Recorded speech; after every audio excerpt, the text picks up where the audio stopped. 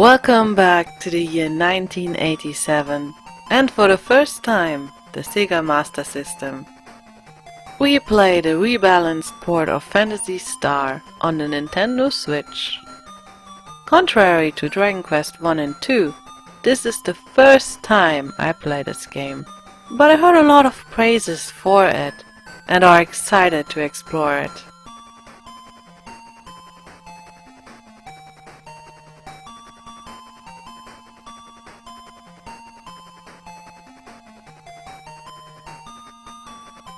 Like with Dragon Quest 2, we get treated with an introduction cutscene, setting the stage. We are located in the Algol solar system in the Space Century 342, on the planet Palma. The brother of our heroine Alice gets killed for being caught on looking into Lassie's affairs too much. Neo is dying in his sister's arms, warning her of Lassie's sending the world into destruction. He tried to get intel on his concrete plans, but could not do anything by his own. Nero sends Alice out to find a man of great strength by the name Odin, before saying his final goodbyes to his sister. Alice swears to not let her brother's death go in vain.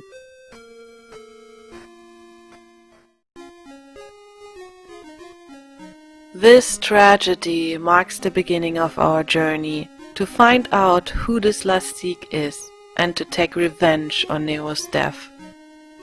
Alice starts at her hometown, Caminete, who is under martial law, with guards on all exits of the residential area.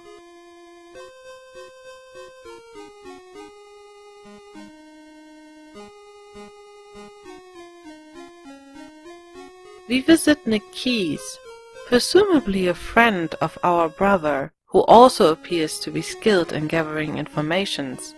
He collected rumors of Odin living in a town named Skion. Nikis got a Laconian pot from Nero and now hands it over to Alice. He feels sorry to be unable to do more for us.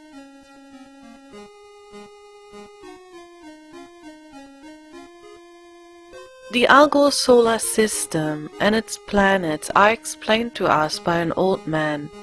Apparently there are 3 planets in it: Palma, Motavia and Desores.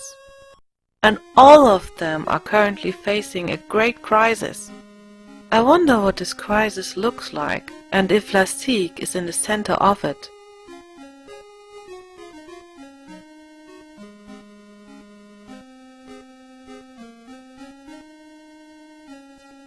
There's another ally in town, a woman by the name Suelo, who provides shelter for Alice and takes care of her wounds. It appears she had lost someone too, and because of it, sympathizes with Alice.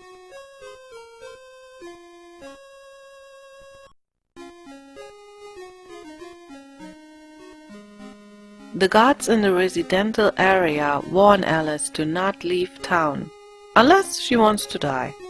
But they actually don't block her when she attempts to leave. So leaving without any hurdles, we can see a spaceport to our left and another residential area connected to it in the south.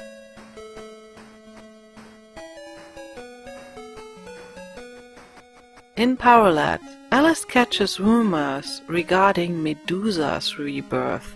Coming into her side allegedly turns one into stone. We also get to know about a gothic forest that can be reached via an underground passage somewhere west of this town. From the people here, Alice discovers that Skion, the abode of Odin, is a port town to the east. So we head east and find out that it is really a short way till the port comes into sight.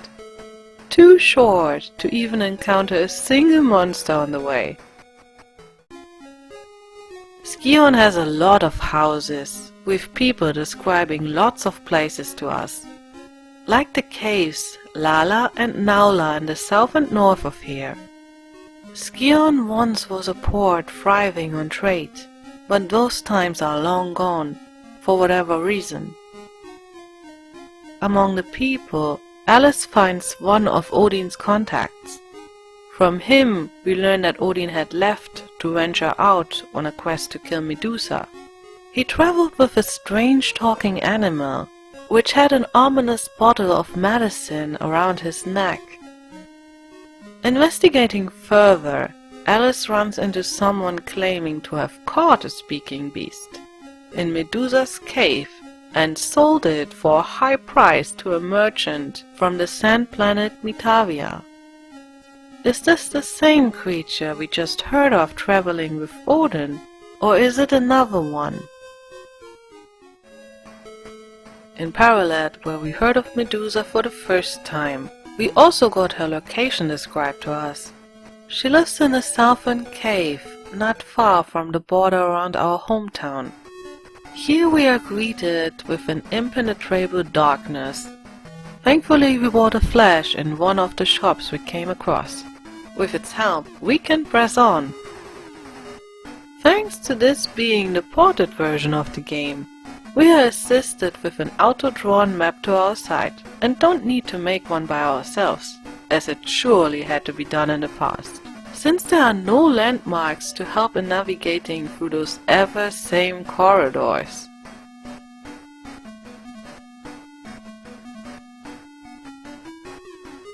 The encounter rate in this first dungeon is quite low, but if we run into a monster, like this slime, it's really impressive.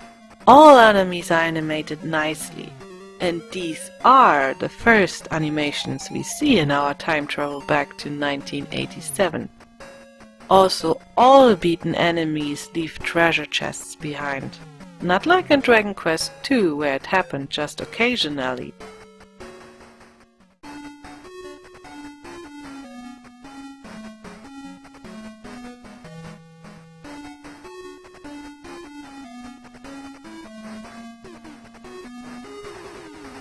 Medusa's dungeon consists of just one rather simple layer.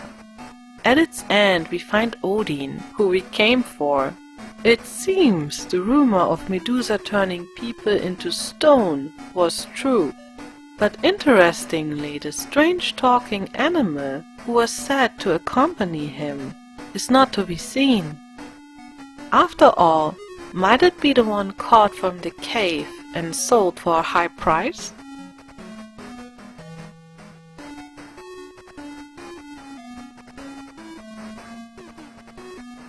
If so, we might be in trouble, since the one who bought it came from another planet. I hope to catch him at the spaceport, but as of now we have no way to access that area. Revisiting the few locations we've been at so far in search of a new hint, Alice stumbles into a second-hand shop offering a secret for 200 mesetas. Strange enough, the shop owner ignores our attempts of purchasing it and kicks us out. Re-entering and reordering to buy it, the owner tells us that we should not know about it and better forget that it even exists in the first place. This is unacceptable for Alice, and she continues to put the man under pressure.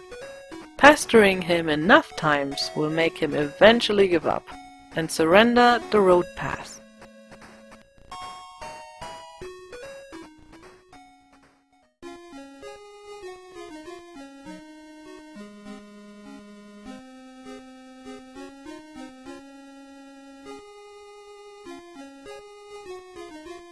This will bring us past the guards, and a short ride later straight to the spaceport.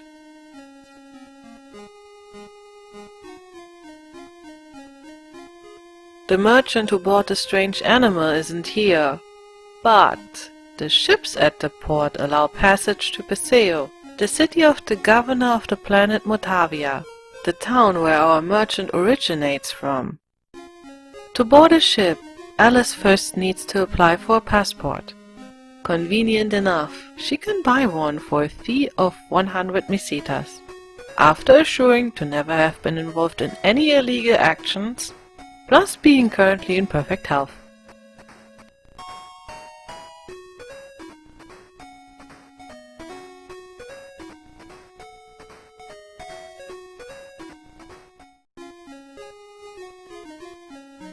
The passport grants Alice access to the spaceships, and we board one to Motavia.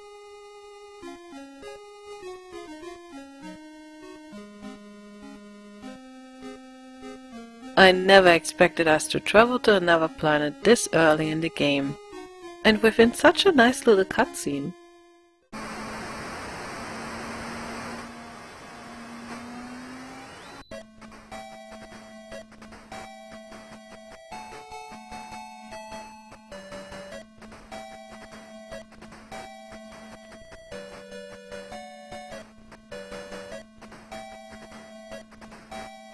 A short flight later, we reached the desert planet Motavia.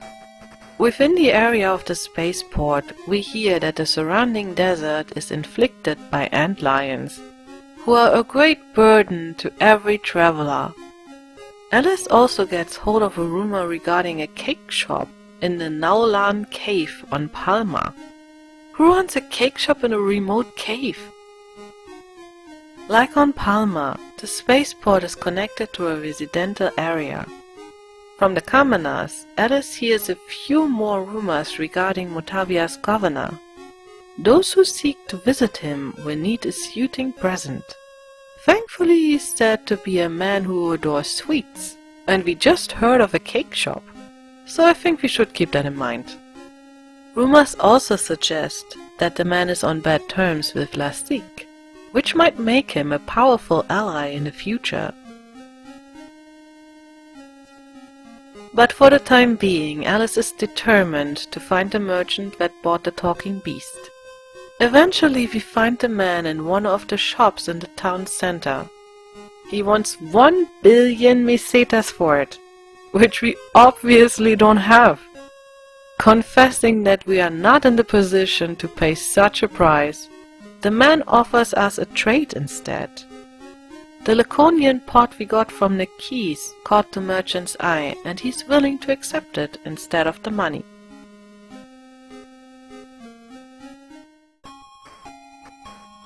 Having traded it in, Alice introduces herself to the animal and prompts it to follow her. The beast Meow accepts and answers Alice's questions regarding Odin's whereabouts. The bottle the cat carries around his neck can be used to cure Odin from his stone prison. But since Meow can't open the bottle by himself, he needed help to save Odin in the first place. From now on, Meow follows us wherever we go.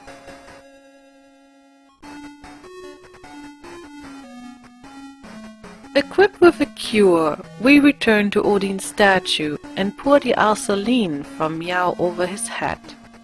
Color returns to Odin's skin and his muscles start to move again.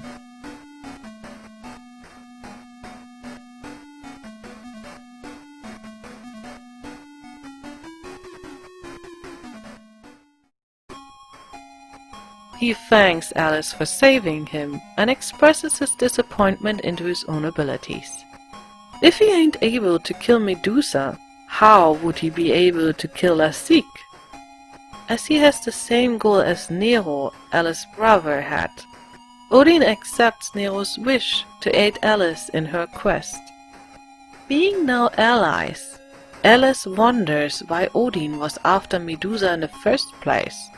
Apparently the monster is holding a mystical axe, but got away with it.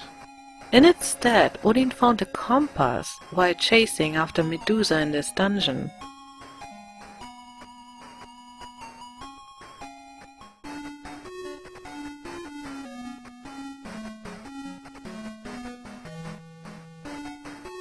The three need to pick it up in a treasure chest at the end of the corridor.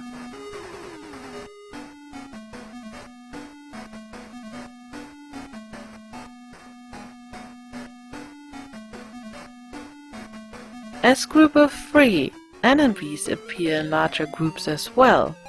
In battle, they are all standing in a line, so that only the first in line is visible at the time. These simple monsters pose no threat to us though, contrary to many others we will encounter. By the way, dying in this game, unlike to Dragon Quest, results in a game over screen.